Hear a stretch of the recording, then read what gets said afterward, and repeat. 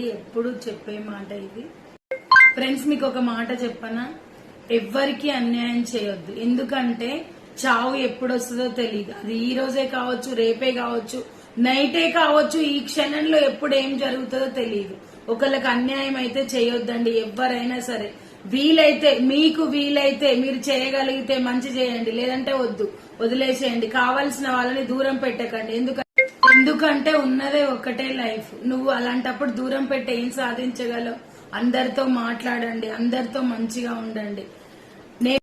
నా గురించి చెప్పాలంటే నేను ఉన్నది ఉన్నట్టు ఫేస్ టు ఫేస్ మాట్లాడతాండి. అది కొంతమందికి నచ్చదు. వాకింగ్ నుంచి వచ్చేటప్పుడు చేపలు కనిపించినాయండి, తినాలనిపించి చేపలు తెచ్చుకున్నాయి.